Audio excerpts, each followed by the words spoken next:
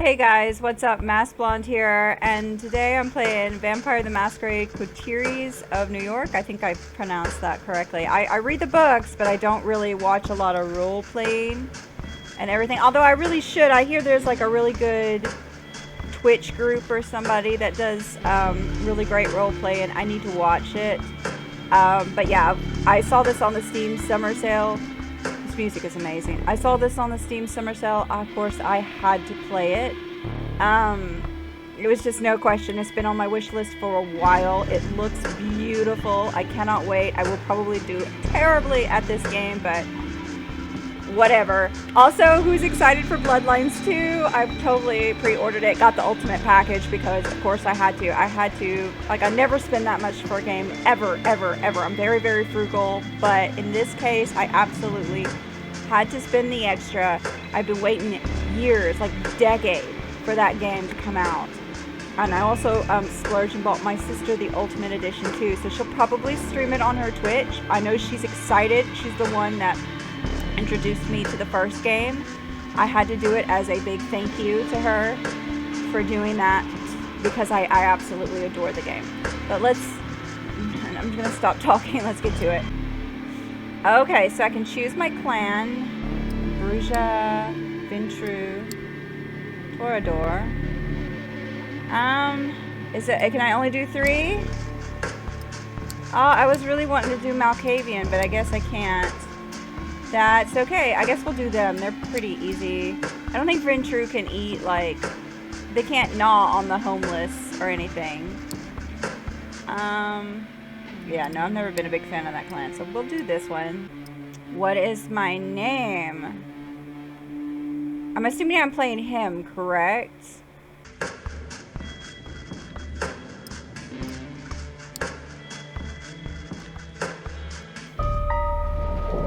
New York taught me to believe in fate. Had you asked me about fate back when I was a human, I would have told you it's just superstitious bullshit, that we are all designers of our own destinies. That belief shattered when the richest woman in the United States, the actual richest one, not the face you would have seen in the papers, of course, sank her teeth deep into my neck. It happened in the very same place you're standing in right now, by the way. Fate, you decide. Please, there's absolutely no need to be hostile. Just listen a little longer. See, my mistake was that I flew too close to the sun. It makes sense that my punishment was to never see its glow again. I was incandescent myself. I was hot shit. I had it all. Money, looks, confidence, connections, men, women, a career, and a spark in my eye. The one you need to be born with. And that's when someone far more powerful than me saw my radiance and thought, that won't do. She robbed me of the light eroding from within and gave me a subtle, enduring gleam in its place. She decided that would fit me much better. She was a 9th generation kindred just like you, an apex predator. She probably enjoyed teaching me the peak of human excellence, my real place in the food chain. It's such an eyesore when you look at some loudmouth braggart and see them for all they really are. The temptation to teach them a lesson can be unbearable, right? Well, my sire's lesson was a lesson about fate, a message saying you're eternally doomed to be at the mercy of your sovereigns. It almost drove me to destroy myself. What saved me was the ability to reinterpret her teachings. Hers wasn't a message of doom, it was a message of hope. Fate exists and one can shape it if given the right tools. My sire didn't believe my tools were fitting for the job. She considered them toys and me just her amusing subject. Well, she's deader than dead now, and I'm still here, standing right where she stood when we first met. You might have wondered how I've learned about your arrival to the JFK airport. My answer is, of course, destiny. As luck would have it, today happened to be the day some of my associates were inspecting the coffins. Driving you here straight from the plane and having you wake up in such an unfamiliar place was a little desperate, and I do apologize for it. But it is so rare for you to visit New York. 3 times in the last 15 years, was it? And you're never eager to inform me you're here. I understand you still have that meeting on 53rd Street later tonight, so I'll provide a comfortable transport. I value our relationship very much, don't get me wrong. But it is precisely because I value it that I'm going to ask you to repay the favor you owe me. You're the only one I trust to do the job well and without attracting attention. You might think I'm crazy asking you to breach the rules in our society like this. You might think it's impossible to get away with it unpunished. But this is New York, and I don't know about other cities, but in this one, fate really exists. And right now, it's smiling in your favor. This is how it begins. You stifle a yawn. It's been a slow evening. The little bit of red liquid left in your glass and the crumbs on the plate remind you that, if nothing else, these art exhibitions at least come with some decent wine and legit catering. And yeah, it's fun to talk about your work on display, even if you end up discussing it with pretty much the same people at each such occasion. You've already met that one critic who keeps telling you, with self-assured authority, how you should pursue a different artistic avenue. Then there's the obligatory doe-eyed art student who's oh so impressed with your technique. To be fair, you're not all that happy with your latest piece, but hey, it's not the worst thing you've seen tonight. The ignoble, dubious honor belongs to one of the other paintings on display. And yet its author, currently being paraded around by his rich parents, has barely been able to grab a bite of the fancy canapes. So many sycophants to meet, so little time. For a moment you think that maybe it's not worth it, maybe you should take the critic's advice, cut your losses, sell out to some corporation, and get it over with. And as if the universe wanted to validate that train of thought, it's the exact moment your sister Emma decides to pop up into your view. So let me get this straight.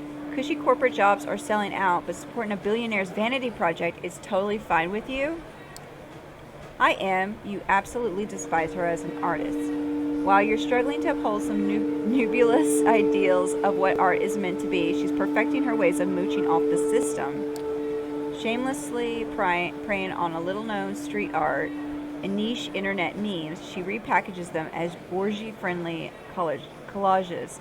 Sorry if I'm stumbling over my words. I'm a little... well, I mean, I feel like I always stumble. I'm a faster reader in my head than I am speaking. So it's perhaps no wonder the NYT has recently dubbed her a mind-blowing explorer of digital art's extreme possibilities. But in spite of all that, you absolutely love her as a person, even as you welcome her by smacking the back of her head, a gesture meant to convey nothing but deep affection. No, but seriously, supporting young artists my ass. I don't know what kind of money you got for this piece, but I doubt it was even a fraction of what it's going to be worth in tax benefits. The gallery owner actually said that if he had to choose his most valuable audience, it would be the IRS, and I'm pretty sure he was only half kidding.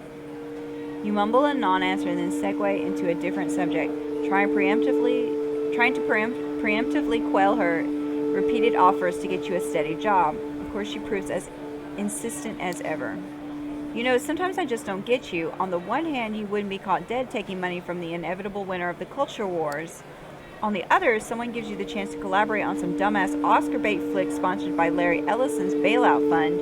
You do that shit for free. She rolls her eyes and asks, you know what the only difference is between the art scene and the culture industry? The culture industry actually pays your bills. As expected of someone who's given up on attempts to infuse her work with any sort of enduring quality and decided to just keep responding to the zeitgeist. She claims to happily accept the fact that after she dies, both her and her work will end up in a landfill.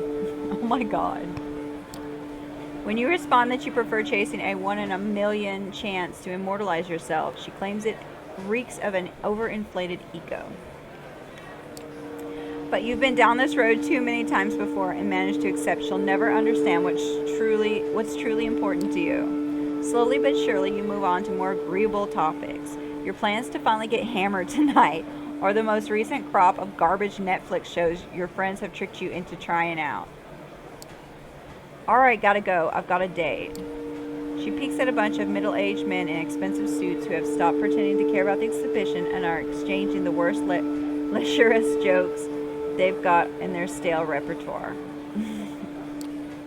Have fun with your friends, glass trader. What? Oh my god. She gives you a hug and heads for a nearby elevator. There goes the pleasant part of the evening. Still, you decide to delay the inevitable and catch a quick smoke break. Truth be told, people aren't exactly lining up to chat about your work anyway. As you leave your post, you start tapping your pockets in search of a lighter. Instead, you find a $100 bill you're absolutely sure wasn't there before. Jesus Christ, Em, you're the worst and the best. You can feel your cheeks turn red, but you gratefully put the money in your wallet and move outside. Aww. When you reach the balcony, you look out at New York City and light the second last cigarette left in the pack. You're alone. It's not silent. The metropolitan hum is ever present, even this high up, but it's a good deal more intimate than what's behind your back. That is really beautiful. Like, I love the art style. You lean over the railing and look down. The streetlights beckon more than usual. In your mind's eye, you see yourself as your final artwork, beautifully splattered all over the pavement. Working title, Delusions of Grandeur. The author, a brilliant artistic soul crushed by unfeeling reality gone too soon. You chuckle and flick the cigarette into the air. Freshened up by the night's cool breeze, you squeeze back into the stuffy interior. You barely make it a few steps before the lethargy sets back in. It's like you never left. Still, something in the room feels different. Your eyes are drawn to a handsome young man, neatly dressed and groomed, exuding the air of a true artiste. And the best part, he's intently looking at your painting. The gallery is almost like an art installation in itself now. People standing in silent awe, the man like a beacon drawing everyone's attention. Hushed conversations about the guests can be heard from every corner in the gallery. Your heart is pounding with excitement, and you approach, feeling like a kid trying to get close to a deer in the woods, but afraid you'll scare it away. A man turns to you, and you stop in your tracks, entranced? I don't know how to pronounce that. Ooh, he's hot. So this is one of your pieces. You managed to humble an affirmation. Tell me about it, please. As you start discussing your inspiration, technique, and process, the man's eyes lock into the painting again. He keeps interjecting, making knowing remarks. This man gets it. He really gets it. The world around you disappears. You'll say anything, do anything to keep his attention on you, but you realize you don't need to. He's into your art. He's into you. I want to buy it, and I want your company. I need to talk to you. You will like what I have to say. Spoken matter-of-factly, serves straight up, like he knows that you won't refuse, that you can't refuse. An hour later, you find yourself at his apartment, one of many, you presume, with your self-esteem all but patched up and your head full of fine vintage. You tell your host a lot. In fact, it seems like you're telling him everything. Where you came from, how you ended up in NYC, how you had to take out a loan to appear at tonight's event, how you took the long look down the balcony, that you thought about taking the plunge, and this time you were only half joking. You feel miserable. You start crying. He holds you in his arms. You feel calmer. The tears start flowing. Sorry. It's been so long since you last had someone you could not just talk to, but communicate with, be seen by. Who knows? Maybe there is hope for you yet. The feeling of bliss is the last thing you remember before passing out. Next thing you know, you're lying on the couch in the same apartment, hungry and dehydrated. How long has it been? Hours? Days? More? You're feeling weak, confused, abandoned. You look around in a panic. Is he still here? Thank God, yes, there he is, standing in the doorway. His voice breaks the silence and fills you with hope, until you realize what he's saying. I'm so sorry. I hope that maybe one night you will forgive me. Always remember that in our party moment, I wished you well.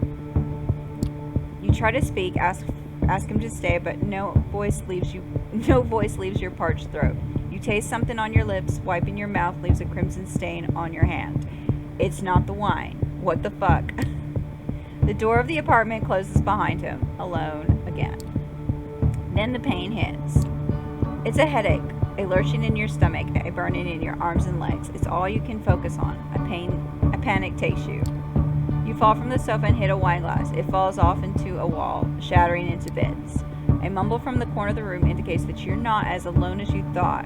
From where you're lying, you only see a feminine shape stirring awake. You crawl towards the woman, inch by inch.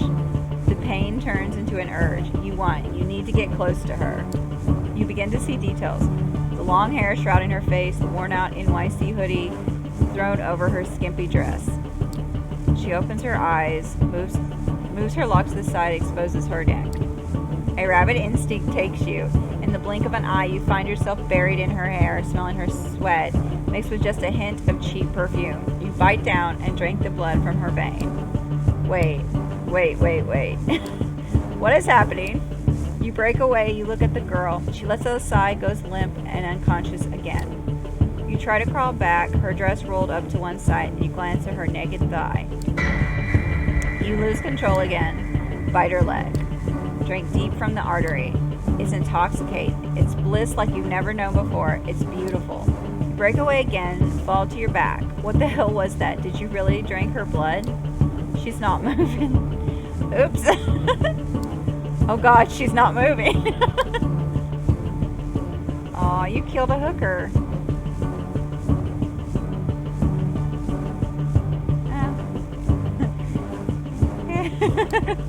You check her pulse. She's cold to the touch. Nothing. No heartbeat. No sign of breathing.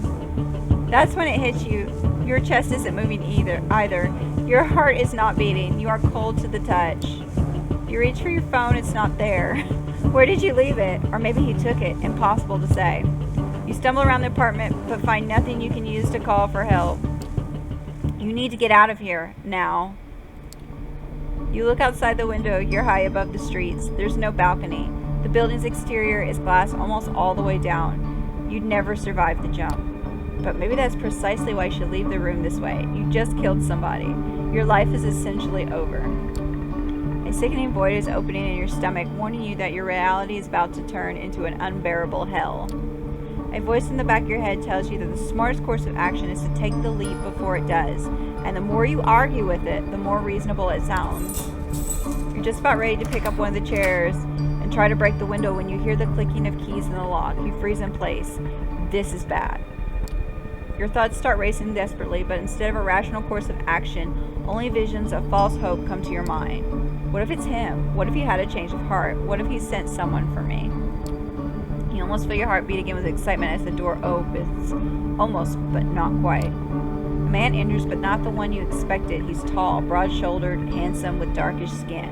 His suit is stylish and immaculate. You've never seen him in your life, but you immediately see past his sharp looks to see his sharper nature. He is a predator, and if you're not careful, you might become his prey. Whoa! Hi, sexy. Damn. Good evening. I'm here to pick you up. Let's say a little sultrier. Good evening. I'm here to pick you up. A deep, emotionless voice. I can't act.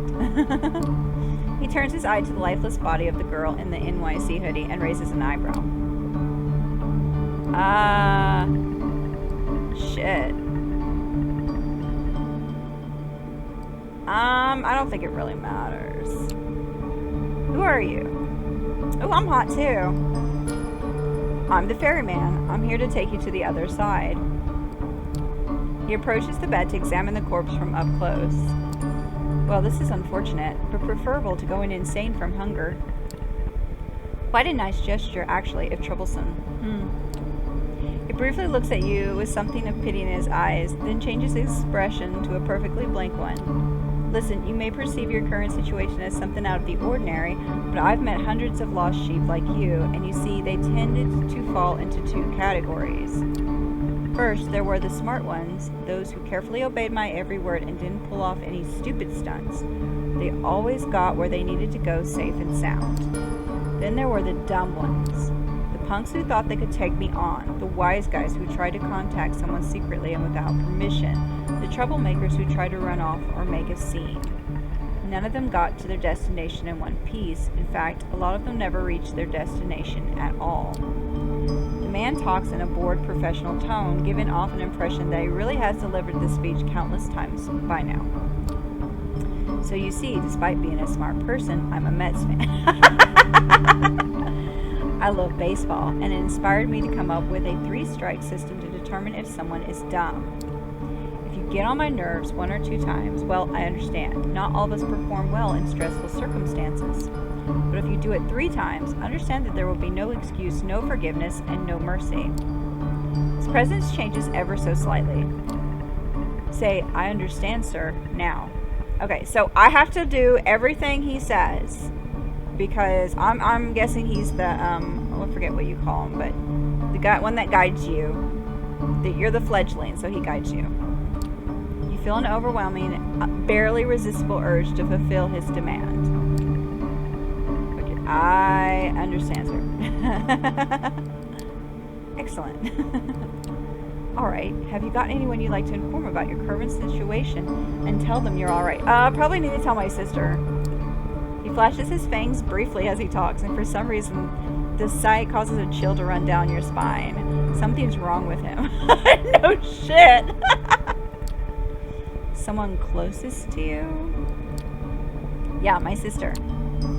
Emma, my sister. She's probably having a night out in Brooklyn with her artiste friends. Can I call her now?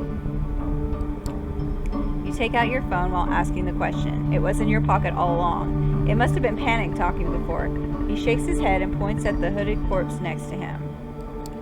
If you want to implicate her, go ahead. I think we'd all be better off if you let me make sure that she only knows what she needs to know. Okay. Yeah, agreed. Give me her phone number. I'll have someone get in touch with her. You oblige and hand him the smartphone so he can copy the number from your list of contacts. Thank you. This will be useful in illustrating my next point. Instead of giving you back your phone, the man hides it in his pocket. From this night onwards, you are subject to different laws than the ones you grew up with, and you'll be watched by many eyes to ensure these laws are respected.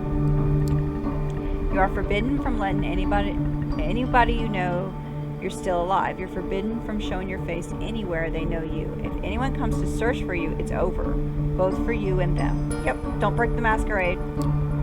He interrupts his monotonous recitation to stare deep into your eyes. Is it sexy time? So if you don't want someone to find your poor sister's body in the Hudson River next week, cooperate. Oh shit. The sight of his fangs again and another physical fight or flight response. You played right into his hands, putting him in danger. I can only hope that you care enough for her not to do anything selfish. Well, if I run, I mean, I'm a fledgling. He's way more powerful than I am. So that wouldn't have been a good situation. By now, you're absolutely sure he's just toying with you, provoking you just to feed on your reactions. He hasn't told you where you're going yet, but he's already made it abundantly clear that a lot of people struggled hard to avoid getting there. You'd be far more eager to cooperate if he never raised the subject, but he made it a point to make you fear the unknown. He's pushing you, but to what end? Does he want to intimidate you into complete submission? Is he hoping you'd give him an excuse to get rid of you? Or maybe he's testing you, forcing you to show what you're made of. Somehow he makes all these options seem plausible at once. Yeah, probably. Alright, I think that's enough lectures for today. He takes a glance at his silver watch. It's a Patek Philippe, the kind of brand mere mortals never see outside of luxury lifestyle magazines. Just who are you dealing with here? It's past 3 a.m. now. The sun will come up in just a few hours, so we don't have much time. Come, we need to leave so that the corpse can be taken care of. He turns his back to you to unlock the door. Head out. Okay. I mean, dude. Just go with it. It's adventure time! You obediently follow him out of the room. Before he locks it again, you manage to make a final glimpse of the corpse. You feel a pain of conscience, but not because of your victim's horrible fate. It's because you don't feel guilty, even though you know you should. Something important inside of you was still there yesterday, has definitely died tonight. You wonder if you'd even recognize yourself in the mirror. Yeah, so when you become a vampire, just the act of doing what you do, you lose your humanity. You have to maintain it. You have to maintain at least the shred, the very semblance of it. And, you lose it by doing, like, letting the beast within, like, loose and being reckless and stuff. So you don't want to break the masquerade. And you don't want to give in to the beast, because if you give in to the beast, then you become feral, and then you have to be put down. Yeah, because you have to always, no matter what you do, uphold the masquerade, but that doesn't mean that you're necessarily a quote-unquote good person. I mean, you're a vampire. You're damned. There's nothing, I mean, you're treading that fine line at the very least, but you're never really on the side of the angels. Stranger shows you to the elevator. You go to the ground floor. During an awkward ride, your dazed and confused mind desperately searches for a glimmer of hope and eventually comes across one. Maybe you'll find the man you met earlier this night. Who was that man? What did that man do to me? I guess we could ask this one. We only get 3. I mean, I know what he did. Do you know who the man was that brought me here? That's what I'd like to know. As of yet, he's unidentified. They have left no trace, and it's obvious they're not planning to come back for you. Oh, that means you're oh crap, what do they call it? You're an unwanted. They call it, oh, shit, I forget what it's called. You're like an illegitimate. I forget what they call it. Fuck, it's been forever. Oh, yeah, he broke the law by making you. Oh, you're in trouble already. And you were just sired. And so is your sire. He's going to be wanted.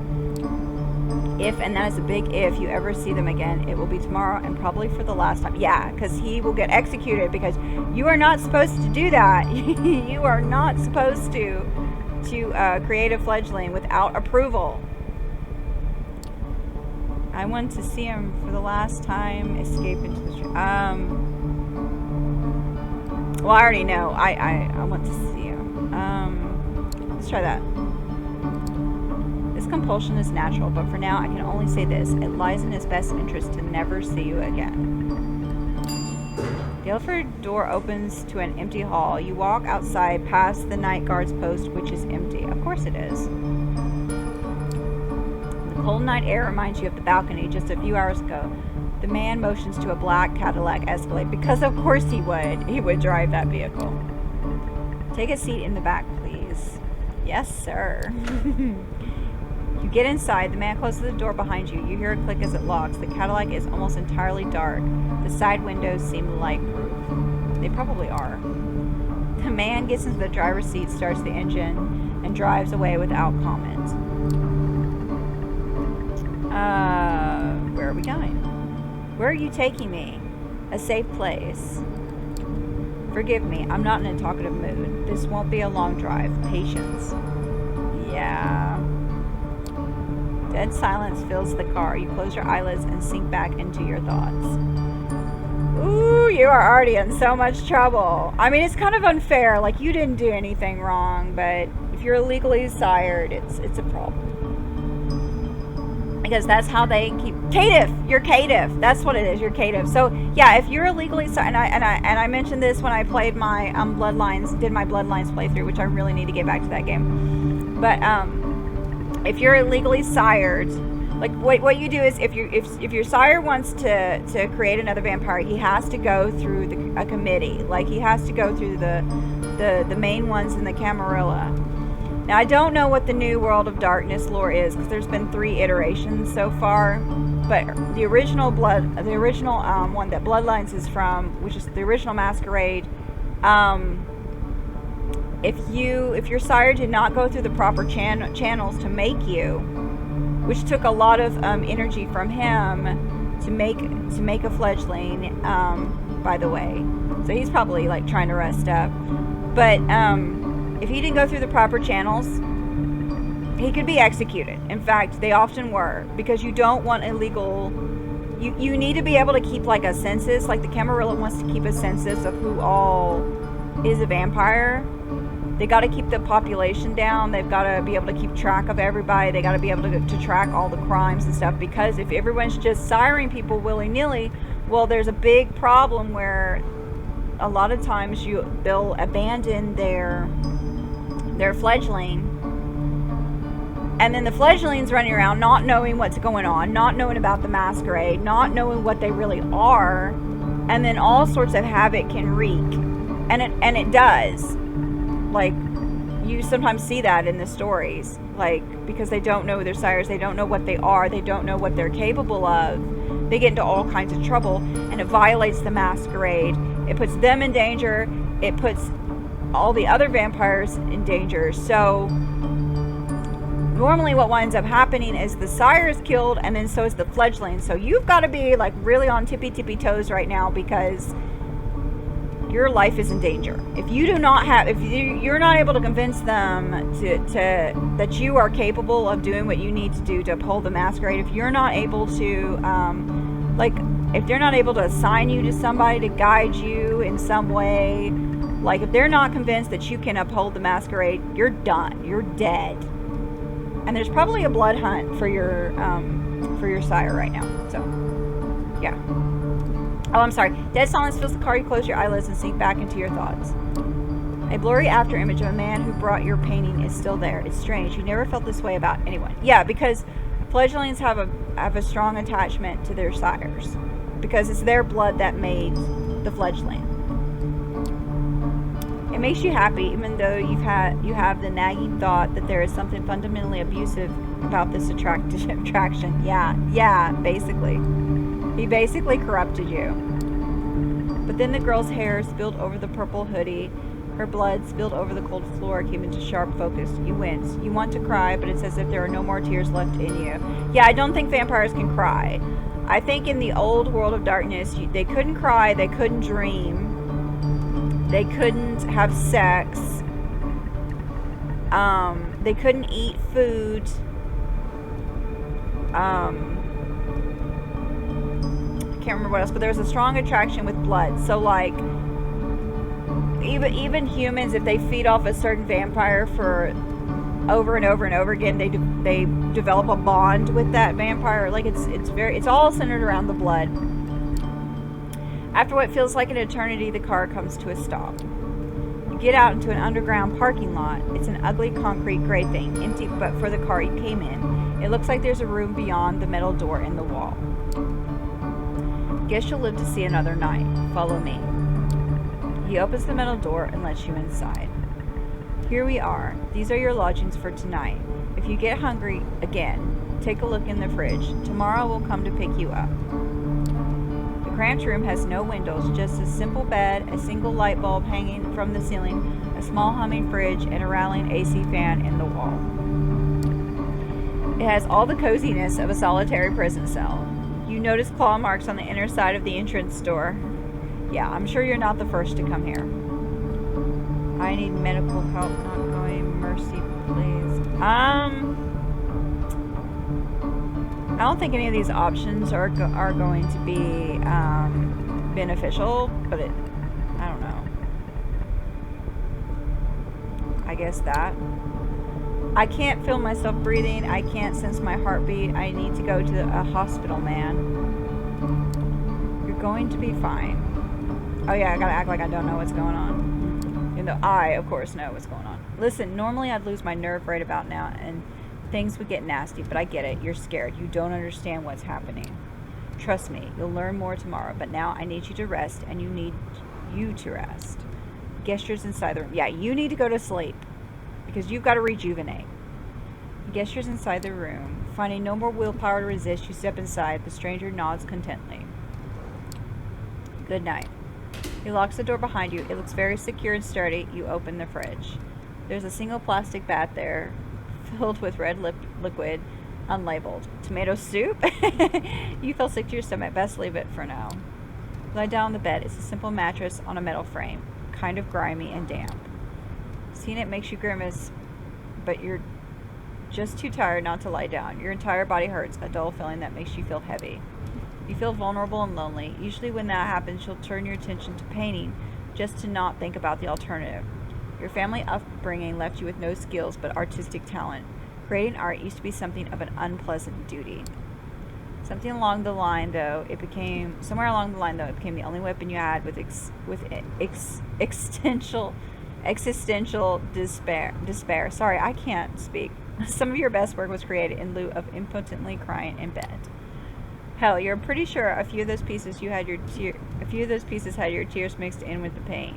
Like the paint that led your whole night to this. You look back at your life and it starts looking like a downward spiral. Hey, that's a great album. Hold on a sec. Sorry guys, I had to have something to drink. I'm actually not feeling too well, so I'm barely hanging it together. Hey, I'm barely holding on to here. Oh my gosh, I can't speak. Yeah, okay, so this is actually a really, I want to point out, this is actually a really ideal setting for a vampire. See, it's unlikely there's going to be a lot of people that's going to come in here. It's locked, which means it's probably more for your safety than just to keep you in there. Like, it keeps other people from entering, so unless you're somebody who owns the building that has a key to get in, you're not going to be able to. There's no way for any light but that light bulb to come in. And actually, in the books, like you were given different points depending on the light sources. So like because light is damaging, like extremely bright light can be somewhat damaging. So that's why even like a little I think even like a little candle flame would you'd lose like maybe half a point. I don't know. It was really weird, like how they would determine all that, because I'm like, I don't know. Some of the rules didn't really make sense to me when I remember reading them. But it's like, I'm trying not to get the Masquerade confused with the Requiem, because I had both book sets and they were very similar in the way the rules worked, but a little bit different. Like in Masquerade, it was said there is no sex, no dreams or anything like that. But I think they were also like, some of the characters had lovers, which doesn't, like, I mean, I guess you could have a lover and not ever, like, engage in some sort of sexual activity, but just I really can't, I guess, but I had a feeling that with Requiem, some of the characters were having sex. There was one character in particular, if you read the book on the New Orleans book, I forget what it's called, but I'm pretty sure the Prince of New Orleans had dreams, which was highly unusual, but that might have been because that was Requiem and not Masquerade. You have to separate them because they're completely different. They're within the world of darkness, but they're like different worlds. So anyway, I'm rambling again. Sorry. You need to listen to somebody who's like still playing the games. And I don't know what the updated, since they brought back Masquerade, I don't know what there was a lot of lore in Masquerade that was kind of muddled. I think they've finessed it now, so I don't know what the new books are saying. Alright, but let me get into you. You are so tired, your entire body tenses up, and before you know it, you drift away into oblivion. You wake up. That in itself is a surprise. You barely remember when you drifted off. It didn't quite feel like sleep, more like plummeting into an endless void. You imagine that's how death feels like, which is appropriate because you're basically in a giant tomb. Like, you notice, like, crypts, like, they're all like concrete or stone. Just anyway, he's basically put you in a giant coffin. The room is unchanged. The lamp is still on. The AC is still rattling. Which I don't know why you don't really need. I guess the AC is there more for, yeah, you really don't need the AC. The refrigerator is still humming. You definitely need that because you got to keep that blood fresh. You take a look at your watch. It's almost 9 p.m. You've slept for 17 hours straight. Good. Maybe you died. Your breath is gone. You feel no thumping in your chest. Does that qualify as dead if you're still conscious? You're not sure about that, but you are certain about one thing. You're hungry. It's not your stomach grumbling, though. The need that starts somewhere in your abdomen and spreads to your chest, throat, and back of head. You open the fridge. The bag is still there. You take a closer look at it. If it is soup, then its color and texture are off. You pull the cork out and take a whiff. You recognize the smell immediately. Wait, why is there a cork in a bag? I don't know. I'm going to question it. Holy shit. There's no mistaking it. It's bag blood. I love how, like, in any kind of vampire lore or whatever, like any type of vampire medium, it always takes people forever to realize the obvious. It's like with zombie movies. It takes people forever to realize the obvious of what's going on. Now, I don't believe in the supernatural or anything, but oh my gosh, if someone was going around, like, if I was in this kind of circumstance, yeah, I would be wondering. I would at least have an inkling, like, oh my gosh, I'm craving blood. What the hell? I don't have a heartbeat. What's all that fiction? It's like these worlds exist where nobody's ever read any kind of gothic fiction. Like it's crazy. Like this should be the first thing that pops in your mind. Why am I craving blood? Am I a vampire? I don't have a heartbeat. Yes, yes. I mean, you, whether or not you are is irrelevant. It's that should be a thought that enters your mind. But it almost never does in this kind of stuff.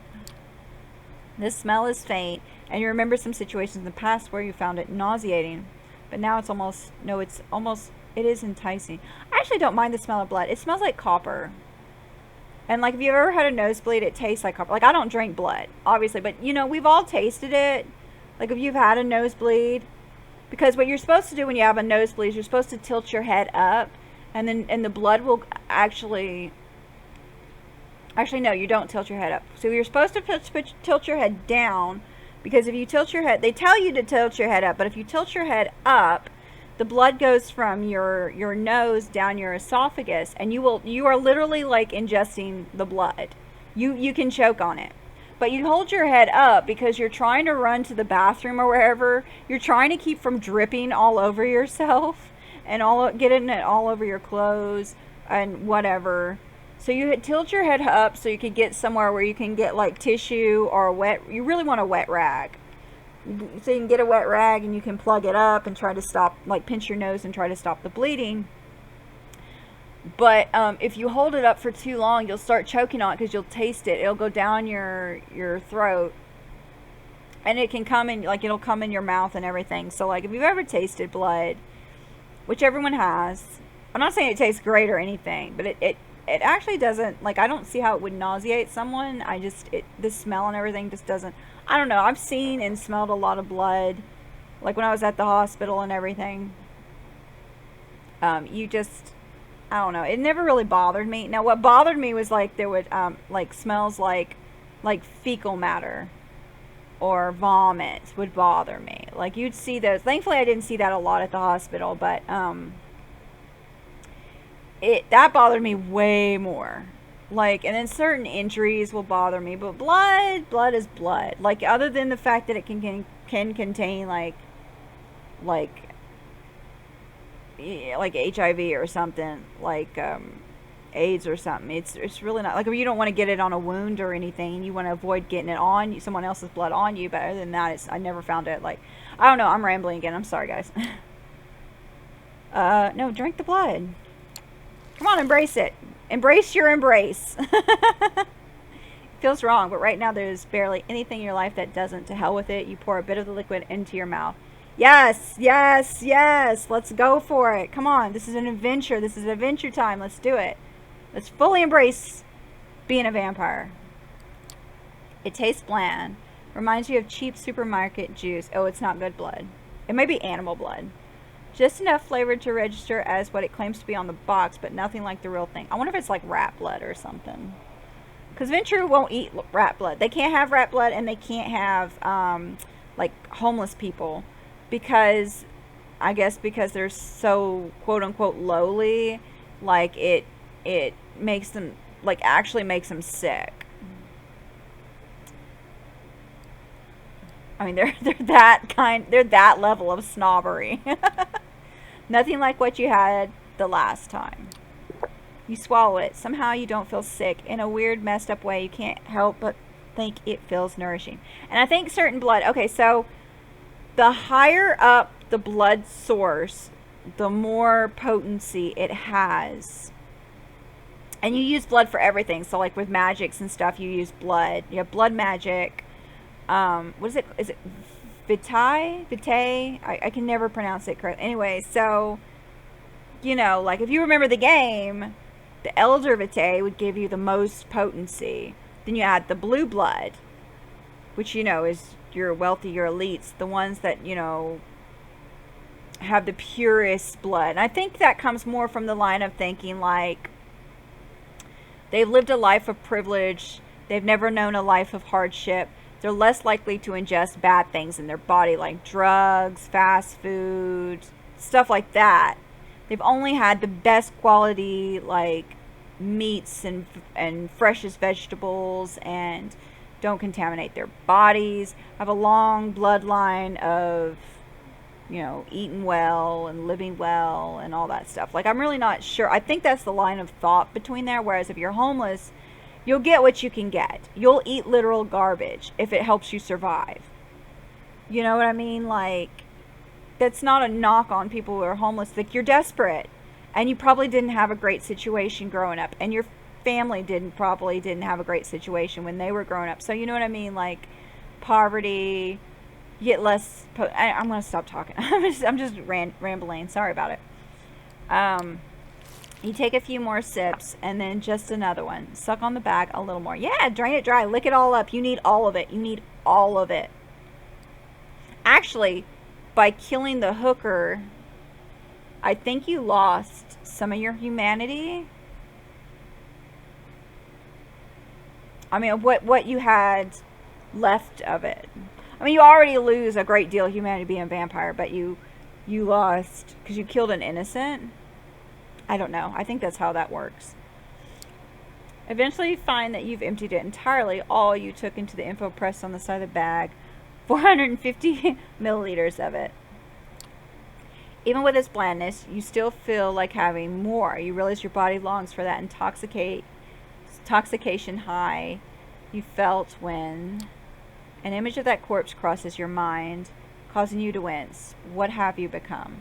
Just say it. You know what you are. Say it. You try to piece your thoughts together, make sense of it all when you hear the lock click and see the door open. Standing there is the well-dressed stranger you met yesterday. Immaculate suit again, that predatory look, like a hawk on the hunt. But somehow more relaxed tonight, so like a tamed hawk, maybe. He can tame me, Daddy. Sorry. Good evening. Slept well? He notices the discarded, emptied bag.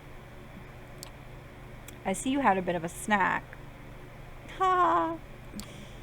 Yeah, I got any more? Was that really blood? Am I still human?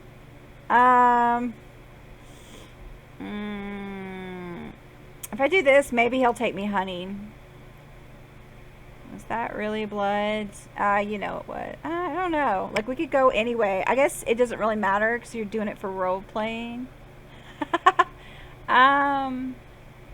Let's just cut to the chase. Am I still a human being? Luckily, one does not typically shed their entire humanity in 2 nights. You should be fine. Come on, we've got places to be. The car is humming in the empty parking lot just outside the door of the cramped room you spent the day in. The man motions to it politely, but with a stern look on his face. Yeah, don't anger Daddy. Rush the stranger, get inside the car. Hygiene. That's not gonna work. Okay, lead the way. After you. Ooh, he's polite. I think I'm in love, guys. You take the back seat again. The door is locked. The stranger takes the wheel and starts the car. You drive in silence for a while. From time to time, you keep trying to catch glimpses of familiar streets or landmarks throughout the blackened windows, but it's of little use. The car is also soundproofed, so all you can hear is a bit of traffic humming in the car's engine. The driver doesn't say anything and seems focused on the road. You check the door handle. Yeah, the door is locked all right. The piece of dark glass separating you and the front of the car looks sturdy too. There's nothing left to do but wait. Oh, there's a... Oh, I guess that's to keep you from rushing him. Right? You didn't have time to think about it before, but you realize that now that you're hungry, no, not exactly. It's not a rumbling stomach that grabs your attention. It's a knee that starts somewhere in your abdomen and spreads to your chest, throat, and back of the head. Your abdomen is your chest. Like, your chest is part of your abdomen. You'll try to extract some information out of the man behind the wheel, but you realize you prefer to bask in the afterglow of your last meal. Ooh, he is just staring at me with them sexy come-hither eyes. Yeah, baby. You wouldn't have expected it, but you spend the rest of the trip lost in your thoughts. A lot of them concern blood. Yep. Never ends. It takes you another 20 or so minutes to get to your destination. As the door opens, you try to get your bearings. You're still in New York. That much is certain. Queens, maybe. It's a nice building. Wait, you know exactly where you are. The nice-looking 2-story building has a logo you immediately recognize. The Art Hall. an avant-garde gallery used to hold that collection of bagged viscera and body parts by, you can't quite remember the guy's name. He's Brazilian, you think. Fabio or something or other. After me. No sudden movements, please. You've never been inside, not quite your style, but the place is quite the cult following. You keep racking your brain for more facts, hoping they help you with whatever you got into. Two large men in suits flank the door to the gallery on both sides, and they give your companion a nod as you approach. Prompted by the stranger who guides you, you walk inside. The gallery is full, which is unusual at this hour, to say the least. About 24 faces fill the showroom, and a number of waiters navigate this gathering serving drinks. All of them behind the guests. All of them are beneath the guests' attention. The visitors are well dressed, for the most part, but it's unclear what they have gathered here for. Nobody seems to be particularly interested in the art pieces on the walls, and the atmosphere is polite. Unnaturally so. Oh, I wonder if this is a haven. Or, not a haven, it starts with an A. I forget what it's called. Elysian? Is it Elysian? It's like a neutral space. Many guests turn to look at you and the stranger who brought you here. Their glances are varied.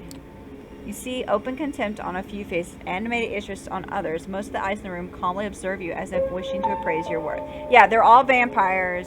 You're going to meet, I guess you're going to meet the prince.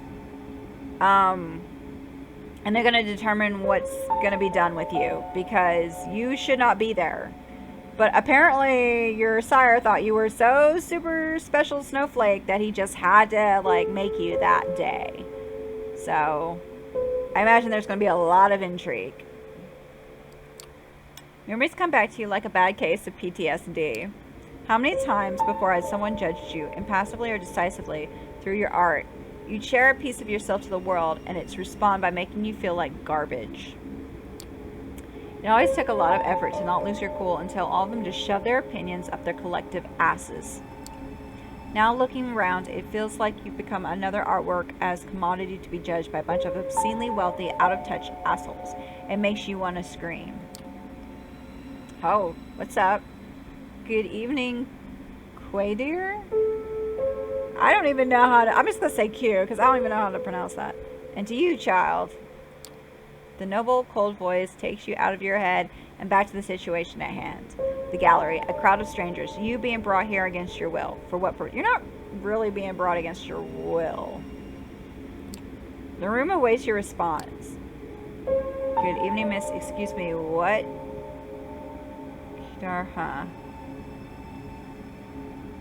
I guess we should be polite.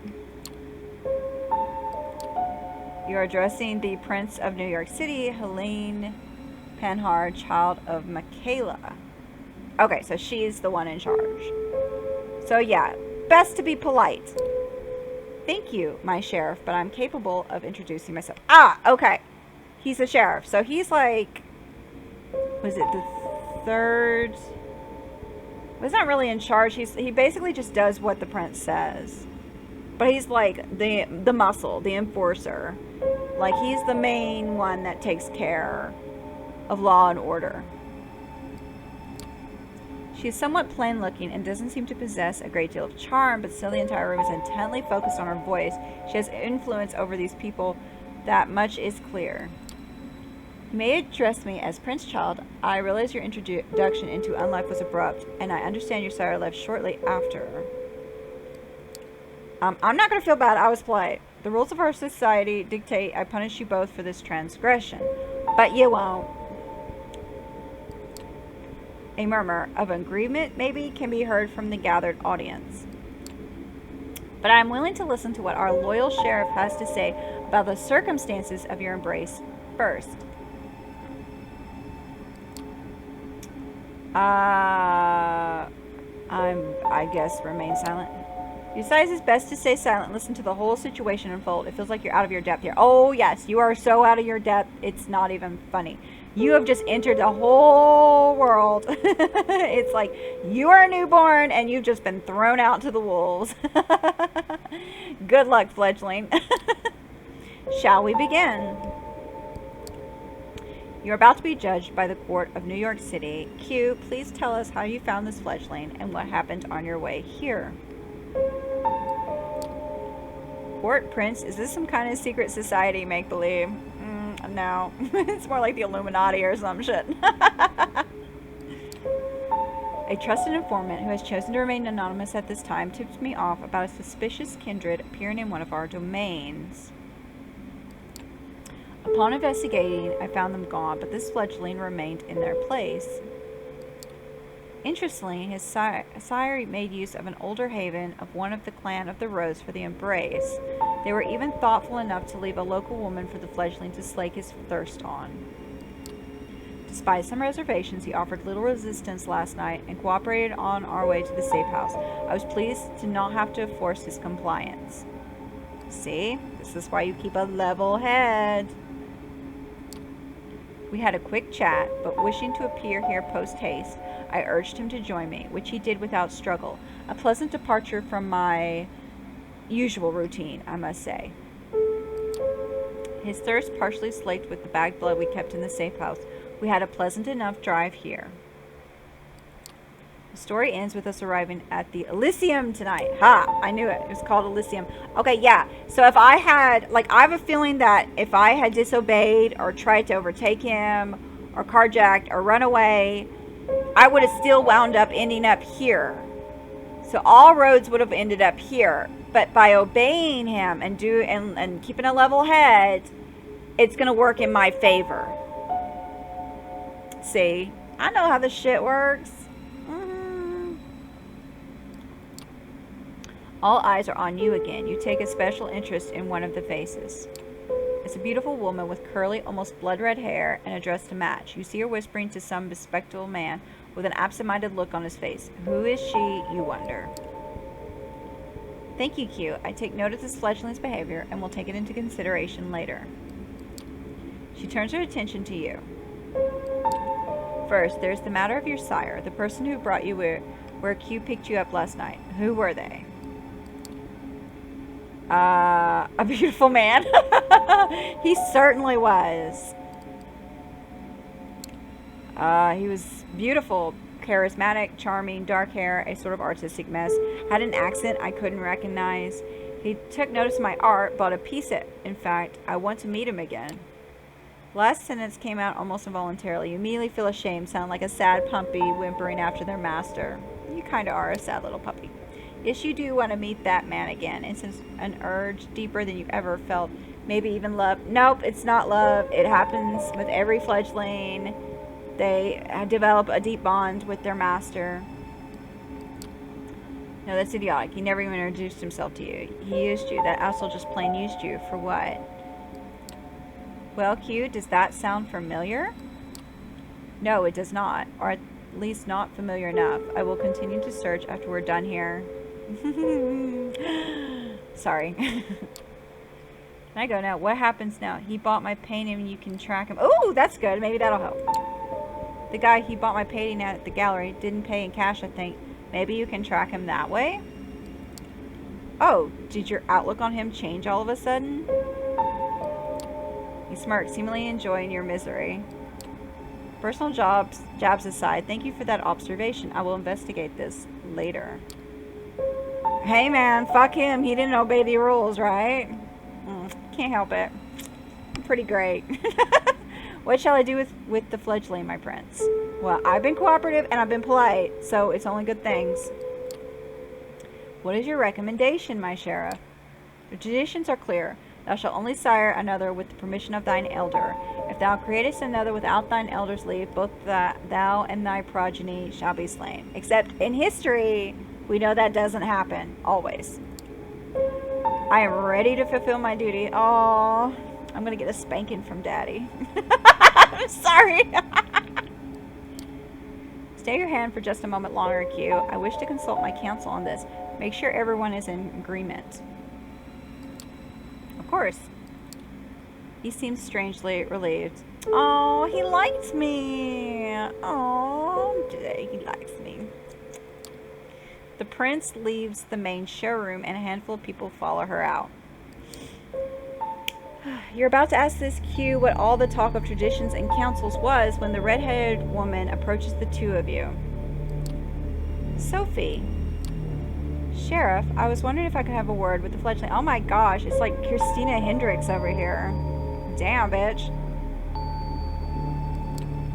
What for? She lowers her voice in response. Come now, Q. We all know what the verdict is going to be. Let me speak to them. You might not have to stain your hands tonight, after all. Her words grab his attention. His face is hard to read. It's like several emotions are struggling for domination. Anger, sadness, hope, gratitude, resolve. Wow, he really likes my character. Aw, that's sweet. I'll go get my sword. Aw, he doesn't want to. Can I see your sword? He steps out of the room the way you came, and you are left in the showroom with a woman in the red dress. She takes you aside, and the eyes of the remaining guests follow you. Well then, fledgling, you are in quite the pickle. What was that about a sword? It seems like you two have a history. Ah! Yes! I can swear you two have a history. Aren't you the perceptive one? If only I could direct your focus elsewhere. What if I were to tell... What I want to tell you demands your full attention. I know, I'm about to die. I got it. But this is way more interesting. Last night you became a vampire. Wait, what? Oh, quel shock and horror. Oh yes, I am well aware of how ridiculous that sounds. It's the reason why we have these nicer words for it. Kindred, being embraced, having a sire. The fact remains... beings called vampires, you're looking at them, they're us. Yeah, I knew I was going to get an explanation at some point, so I wasn't really like rushing to it. You glanced around. Some of the guests are still occasionally looking at you, commenting on you in hushed tones. Many of the patrons are pale, really pale. Most hold glass of wine. Okay, so here's a contradiction I'm noticing. So if I remember correctly, from the Masquerade books and even from Requiem, like vampires know other vampires. Like you may never have met that person before, but if you run into another vampire, there's kind of like this predatory sense you get. Like you can recognize your own kind. So like it's how you separate the wolves from the sheep and how territory is established. And if two vampires are in a bar, that's not good because that's hunting grounds. So they tend to get territorial. Sometimes they'll be in groups, but mostly it's like kind of everyone for themselves in terms of hunting. So there's like a second sense that kicks in when you're in a room with another vampire. You get this feeling off them. I don't know if you know immediately that they're a vampire, but you know they're a predator. They're not human. They're not one of the kind. So you should when you walk in a room full of vampires, even as a fledgling, you should still be able to pick up that, oh my gosh, these are not, like there's something wrong here. That's my interpretation. That's what I interpreted from reading the books. But I mean, I could be way off. It's been a while. It's been a while. So since I've read, so maybe I'm wrong. No, not wine. It's not the right thickness and not the right color either. Oh no, it's way thicker than that. You try to come up with something sensible to say, but you're drawing a blank. It takes a morbid kind of sense. You drank blood last night, there's no denying, and your breathing has not returned. Your heart remains still. Yeah, I know, it's so obvious. You are what you are. Just embrace it. Let's go. Let's have fun with it. A vampire. Two voices in your head start battling for supremacy. One of them slowly begins to put everything that happened since yesterday together, coming to the conclusion that no matter how insane it might seem, nothing but what she's saying makes sense. What's that saying? If you eliminate the impossible, what is it? If you eliminate the impossible, everything that remains is true? Is that what the saying goes? I don't remember. It's like Sherlock Holmes or somebody that said it. The other voice just keeps saying, what the fuck, on repeat. I know, right? You're surprised. This is often how it plays out by design. Hugh desperately keeping you in the dark and all. If we do nothing, you will be cut down, as sure as the day follows night. Okay. But I'm here to offer you a chance, a way out, under one condition. Uh-oh. Now the favors start. Now the politics. It doesn't matter if it's Masquerade or Requiem. There's always politics involved. It plays heavily in the series. Like, heavily in the series. Favors for favors. Always. Okay, but I'm here to offer you a chance, a way out, under one condition. I will take you under my wing. If you're lucky, the prince will be in a good mood tonight, and your deference to Q will work in your favor. She might agree to this, but only if you swear fealty to me. I'm not making this offer lightly. As your patron, I will take responsibility for you. Your actions will reflect on me. If they reflect negatively, well, I'll make sure you face the consequences. Oh yeah, because if I fuck up and I'm under her wing, she can, like, they can call a blood hunt on her. Like, she can, I mean, that could be the end. Like, she could be severely punished. So yeah, no, I understand. It is definitely not an offer made lightly, because she don't know me from shit. She only has Q's word on how I acted on one night. So, I mean, she's taking a huge risk. So yeah, this is how this is gonna go. What happens if I agree? What if I refuse? I don't want to die. I guess I could ask this. Suppose I say yes, what happens then? You survive, hopefully, or not, depending on the prince's whim. I'm giving you a chance, not a guarantee. But if you take me as your patron, I will be your guide in this new reality, and you will assist me like a child would a sire. Steps and hushed voices can be heard from the sire. Sees the prince and her council returning to the showroom. Q appears from downstairs as well and starts walking toward you. Yeah, okay, so I'm going to take the deal, obviously, because that's the deal I would have had to have made in any circumstance. Had I been sire legally, then the sexy artist guy would be my sire, and I would be under his care. And it's imperative that the fledgling follow the instructions given by the sire, because there is so much they have to teach you. Because you're still getting the hang of your abilities. You're still trying to control the beast within. So it's very, very important that a fledgling has somebody to guide them. Because this is a very, very cruel, cruel world that you're entering. Far crueler than the actual real world. So yeah, you need some help. You need help big time. So yeah, this is a great deal. I'll be taking it, obviously. When you hear the verdict, ask to be spared. I will intervene. Remember my condition. She flashes a heart-melting smile toward Q, who does not smile back. Yeah, he's a sexy, strong, and silent type. I love that type of man. The sheriff's immaculate suit is now complemented by a curved oriental-looking metal scabbard fashioned with a colorful sash around his waist. It would look vaguely ridiculous if it wasn't surprisingly intimidating first and foremost. Q takes his place next to you and observes as the prince takes center stage again. Okay, loyal kindred of New York City Camarilla gathered here tonight. I have made my decision regarding this fledgling. She briefly addresses you. I want you to know that this was not an easy decision to make. For your part, you have not done anything to earn our ire. I do feel genuine sorrow for what must be done. Yeah, it went like how she thought it would. We are all keenly aware that these nights we need to close our ranks and trust the wisdom of our elders and their traditions more than ever before. There is no place for tolerating dissent when our very existence is under constant threat, although I acknowledge some of my counsel's divergent opinions on this.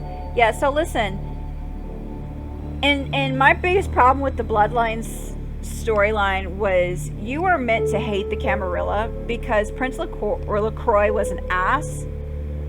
But here's the thing, like, the reason I never got along with the Anarchs, even though individually they're really cool people and they had really good ideals, like, I could completely understand where they were coming from, but the Camarilla I've always sympathized with, and I'll tell you why. You have to have law and order, because no, most vampires cannot be counted on to do the right thing. You see it time and time again in the stories. Vampires by nature are predatory. They're animalistic. And they are very much, you know, territorial. Now, whether or not you need the Camarilla system per se is a completely different story. But you need some form of mutual agreements that can be enforced. And if not, you can wind up having like the Sabbat or a bunch of Caitiff running around. And they did, as evil as the Camarilla could be in a lot of ways and in a lot of instances. And they were corrupt, don't get me wrong. They were very, very, very corrupt, and they've been corrupt in every single role-playing story I've ever read. They did keep order. They did keep the Masquerade going. Whereas the anarchists, it was going to be like a free-for-all. And you cannot count on a lot of vampires doing the right thing, because that's not really in their blood. Like the Camarilla is a I forget what you call it, but it's a byproduct of what it was when they were human. It's what was left of their humanity trying to come together to form some sort of consensus on how they can preserve themselves and coexist with human society. And the best way to do that is through law and order. I know I sound like, and I'm a big, like in real life, I'm a big progressive, a big idealist. I hate the current system of government that I live in the real world. But I understand that a lot of it exists, or in a perfect world would exist, to maintain life, civilization. And I think that's how, like, vampires in the world of darkness have been able to survive as long as they have, because they were able to hide themselves so well. Whereas the anarchists, while they have really, really good intentions, why I tend to like the individuals that belong there way more, because they are quote-unquote good people as far as a vampire can be. I just don't think you can let vampires just run loose. Like, the laws are there to be there. And while I think it's unfair, like, while I've always felt this was unfair to the fledgling to do this, I completely understand in terms of the sire, because, yeah, you broke the law. We can't have people being unaccounted, because something could happen. It can cause chaos. That's another body we have to hide. You know what I mean? Like, so if somebody is sired and they're not accounted for, and suddenly murders start popping up, they start finding more bodies. It's more territory that's lost. And another vampire finds that his territory is being, like, purged on by another. You know what I mean? Like, it can just cause all kinds of chaos. I don't know. Maybe I'm wrong. I could be completely wrong. And like I said, I'm sick, so I'm not explaining it well. But I could be completely wrong. I'm sure there's been plenty of good debates. I could be wrong. The anarchists could be the way to go. I just feel like there should be more of a middle ground. Or I tend to lean more toward the Camarilla, even though I usually like to play as a lone wolf. I do tend to lean a little bit more to Camarilla, although, like, I feel like I'm much more in the middle ground. I feel like there has to be systems. Now, I do think it's unfair to get rid of the fledgling, but I think the reason why they do is because there isn't somebody that can take responsibility for the fledgling, or doesn't want to, because you don't know who this fledgling is. It's a lot, like, the reason why you go through the council to, like, they have to approve of who it is that you're wanting to turn, because they have to be someone that they can trust to do the right thing, to uphold the masquerade. And if they don't know who you are, how can they trust you? And trust is such a 4-letter word in the world of darkness anyway. Like, betrayal is not taken lightly. I don't know if I'm making any sense at all, but I actually understand this law quite a bit. Now, I do think, like I said, it's really, really unfortunate, and it's really, really unfair, but I do understand the reasoning behind it. As cruel as it is, this is a cruel world, and I get it. I get why they would do something like this. And I mean, fortunately for us, we've got somebody that's willing to back us. So then you have to do everything you can to make sure that the fact that they've put so much at risk, because who knows how long they've lived, who knows what they've experienced, who knows how hard it was for them to gain any kind of power to preserve themselves. I'm going to stop talking because I'm just rambling at this point. But hopefully you get what I'm saying. Like, I actually do understand the reason for this law. I mean, maybe there's a better way to handle this sort of thing, but I do understand why they go this route. Because again, these are not caring, compassionate beings. These are predators that have developed a very complex system to preserve themselves. And they have to have some form of law and order to maintain it. And it doesn't just protect them. I mean, humans, because you're always told that humans, if they found out about vampires, could destroy them, could wipe them out. But it also kind of works to mutually benefit humans too, because, you know, it's people aren't being just murdered in the streets. Like, you're not having you're not having a playground where kids are just suddenly being like swarmed by predators. I mean, I don't know. It's more for the vampire's benefit, but I don't know. Like, I don't think you can exist without some form of law and order. And the anarchs never offer that. They just assume that everyone will take care of themselves, and that's not how that works. That's not how societies work. That's not how humans have ever worked, ever. So, I don't know. Maybe I'm wrong. I could totally be wrong. Maybe the developers of the role-playing games think the anarchists have it right. Could be. I'm just saying, like, I've always understood why they do this. As unfortunate as it is, I've always understood. But luckily, we have a patron, so we're going to go with the patron. She takes a look specifically at one of the people who left the room before, a rather plainly dressed, shy-looking man whose skin has somewhat healthier tone. He bows his head in deference. Is he human? Oh, he might be a ghoul. I hold the final authority over this fledgling's fate, and I declare that while their embrace might be the sire's responsibility, and their absence is their progeny that must be punished. The sentence is final death, to be resolved presently. Q. You hear a scraping sound and see that the sheriff has unsheathed his curved sword. Oh, that's the scimitar. It's a beautifully detailed blade, which you expect must be worth a small fortune. Its apparent sharpness makes you freeze up. You'll be fine. 2 outs, bottom of the ninth. I love Q.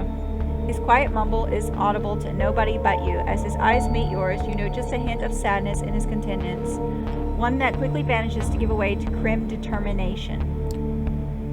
And he's out to bat. You will not get another chance to speak up. Ask for mercy, remain silent.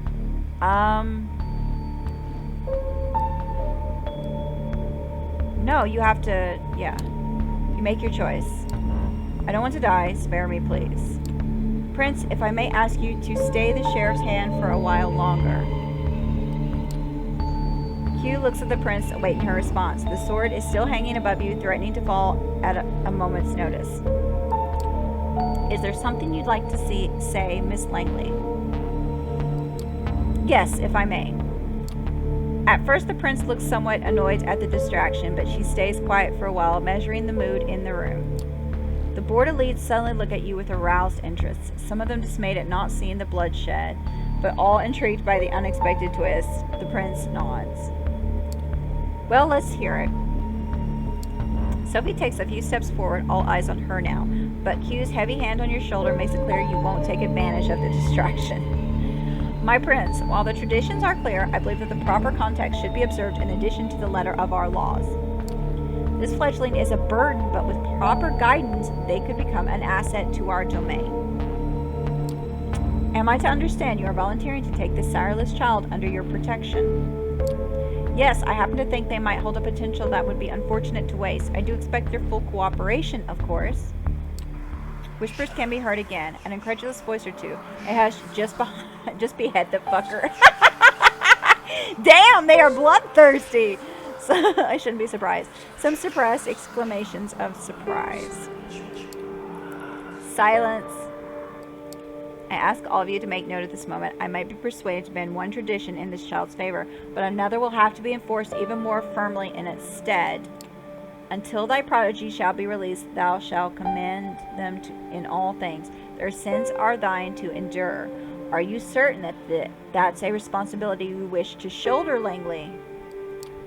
I am willing to guide this fledgling and add a valuable ally to our sect in a time of need. Yes, but I would like to receive the right of destruction over them if it pleases you. Which means that they can just fucking kill you when you disobey. Give me a chance to prove myself, Prince. Wait, right on destruction. Yeah, we'll do this. I am worth keeping alive, Prince. Give me a chance to prove myself. Yes. That remains to be seen. I do take notice of your tenacity. See that it doesn't become a burden. Yay! Okay, so I'm going to go ahead and stop it here because I'm sure we've been recording for like hours at this point. So I will keep playing this. This is kind of going along the lines that Bloodlines went through where you were illegally sired. But this time you're actually given somebody to like guide you, like properly guide you, as before you were kind of like just thrown out. And then Jack was like, hey, I'm going to give you some tips just because whatever. But I'm not really going to take responsibility for you. I'm not going to really show you anything. I'm just going to give you some tips. And a quick little tutorial. So this is nice. Let me see. Is there a way to save? Dictionary. I'd like to save. Oh, okay. It gives you characters. Hit escape. Yeah, we can save and exit. Okay, let's do that. And there it is. Awesome. Okay, yeah, so we will come back to this game. I really, really like this. I really want to see where it goes. It's not action. It's very much text-based. So I'm sure some people will find it uninteresting. But it's a nice departure from the usual roundabout of games where I'm chased constantly. I'm getting kind of tired of those. They can be a lot of fun, but I'm getting kind of sick of them. I want more story. I want, you know, this is, by the way, this music and art style is incredible. Beautifully, beautifully done. Look at that water. That's mesmerizing. I could stare at that. I love story nights. Stormy nights are great. Okay, so, yeah, we will come back to this. I'm so excited to be playing this. I can't wait for Bloodlines 2. It's going to be amazing. I hope you enjoyed this. If you did, hit the like button. Feel free to subscribe. I'm sorry I'm rambling a bit, but this is, you know, I do commentary, so it is what it is. Also, I'm sorry that I kind of like stumbled a little bit over my words. I read a lot faster, so I have to slow down quite a bit to say things out loud, and I tend to stumble. I do apologize for not being a great narrator, but it is what it is. I hope you enjoyed it nonetheless, and I hope you will check out the next playthrough I do of this. I'm very excited. We're going to actually play as a vampire and get to do shit, and it's going to be fun. I love the world of darkness. I can't wait to see more of this beautiful city in the worst possible light. It's going to be exciting. I can't wait. So thanks so much for watching. And yay! More Vampire the Masquerade!